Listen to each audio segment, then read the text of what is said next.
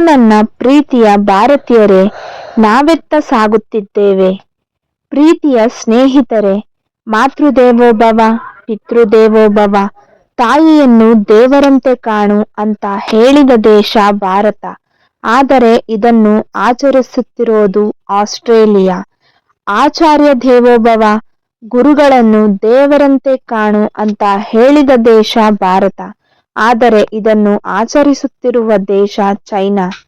ಯತ್ರ ನಾರ್ಯಸ್ತು ಪೂಜ್ಯಂತೆ ರಮಂತೆ ತತ್ರ ದೇವತಾ. ಎಲ್ಲಿ ಸ್ತ್ರೀಯರು ಗೌರವಿಸಲ್ಪಡುತ್ತಾರೋ ಅಲ್ಲಿ ಎಲ್ಲ ದೇವತೆಗಳು ಸಂತೋಷದಿಂದಿರುತ್ತಾರೆ ಅಂತ ಹೇಳಿದ ದೇಶ ಭಾರತ. ಆದರೆ ಇದನ್ನು ಆಚರಿಸುತ್ತಿರುವ ದೇಶ ನಾರ್ವೆ. ವೃದ್ಧಾಪ್ಯಂ ಅನುಭವಾಮೃತಾಗರಂ. ಅದ್ಭುತವಾದ ಜೀವನಾನುಭವದಿಂದ ಕೂಡಿದ ಹಿರಿಯರನ್ನು, ವೃದ್ಧರನ್ನು, ವಯಸ್ಸಾದವರನ್ನು ಗೌರವಿಸಿ ಅಂತ ಹೇಳಿದ ದೇಶ ಭಾರತ.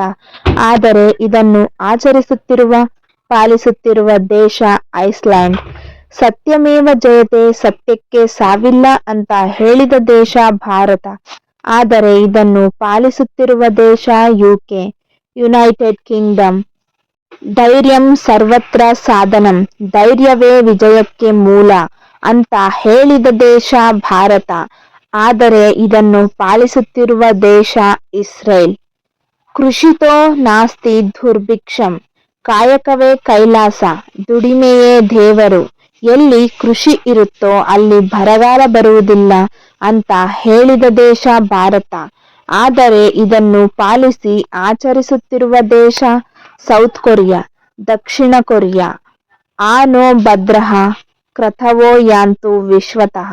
ಪ್ರಪಂಚದ ಯಾವ ಮೂಲೆಗಳಿಂದ ಒಳ್ಳೆಯದು ಬಂದರೂ ಅದನ್ನು ಸ್ವೀಕರಿಸು ಅಂತ ಹೇಳಿದ ದೇಶ ಭಾರತ. ಆದರೆ ಇದನ್ನು ಆಚರಿಸುತ್ತಿರುವ ದೇಶ ಇಂಗ್ಲೆಂಡ್.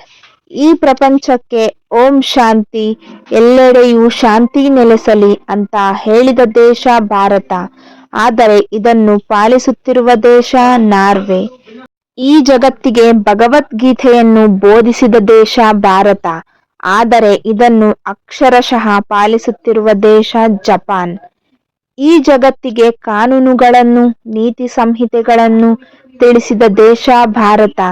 ಆದರೆ ಇದನ್ನು ಆಚರಿಸುತ್ತಿರುವ ದೇಶ ಸಿಂಗಪೂರ್. ವಿದ್ಯೆಯ ಅಮೃತಮಶ್ನುತೆ, ವಿದ್ಯೆಯಿಂದಲೇ ಅಮರತ್ವ ಸಾಧ್ಯ ಎನ್ನುವ ಮೂಲಕ ತಕ್ಷಶಿಲ, ನಲಂದ, ವಿಕ್ರಮಶೀಲ, ಕಂಚಿ, ಉಜ್ಜಯಿನಿ, ಕಾಶಿ ಮುಂತಾದ ಪ್ರಪಂಚದ ಅತಿ ಪ್ರಾಚೀನ ವಿಶ್ವವಿದ್ಯಾನಿಲಯಗಳನ್ನು ಸ್ಥಾಪಿಸಿ ಶಿಕ್ಷಣದ ಮಹತ್ವವನ್ನು ಇಡೀ ಜಗತ್ತಿಗೆ ತಿಳಿಸಿದ ದೇಶ ಭಾರತ. ಆದರೆ ಇದನ್ನು ಆಚರಿಸುತ್ತಿರುವ ದೇಶ ಫಿನ್ಲ್ಯಾಂಡ್. ನನ್ನ ಪ್ರೀತಿಯ ಸ್ನೇಹಿತರೆ, ಇದುವರೆಗೆ ನಾನು ಮೊದಲ ಸ್ಥಾನವನ್ನು ಮಾತ್ರ ತಿಳಿಸಿದ್ದೇನೆ. ಇದುವರೆಗೂ ನಾನು ಹೇಳಿದ ಈ ಎಲ್ಲ ವಿಷಯಗಳಲ್ಲಿ ಸ್ವಲ್ಪ ಹೆಚ್ಚು ಕಡಿಮೆ ವಿಶ್ವದ ಟಾಪ್ 20 ಅಲ್ಲಿರುವ ದೇಶಗಳು ಸಹ ಇವೆ.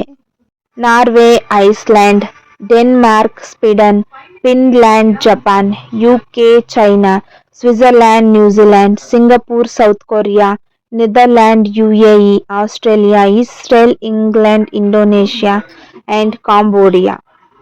ಮಿತ್ರರೇ, ಹಾಗಾದರೆ ಈ ಟಾಪ್ 20 ರಾಷ್ಟ್ರಗಳ ಪಟ್ಟಿಯಲ್ಲಿ ನಮ್ಮ ಭಾರತವೆಲ್ಲಿ?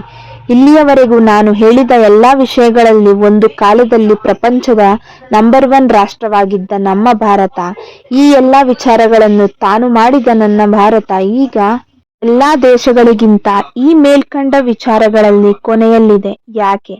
ಇದಕ್ಕೆ ಯಾರು ಕಾರಣ? ಇದಕ್ಕೆ ನಾವೇ ಕಾರಣ.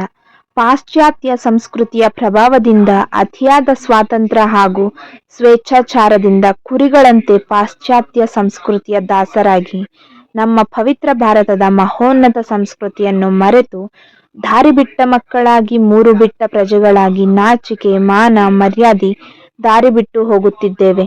ನನ್ನ ಪ್ರೀತಿಯ ಸ್ನೇಹಿತರೆ, ಇನ್ನಾದರೂ ಎಚ್ಚೆತ್ತುಕೊಳ್ಳೋಣ.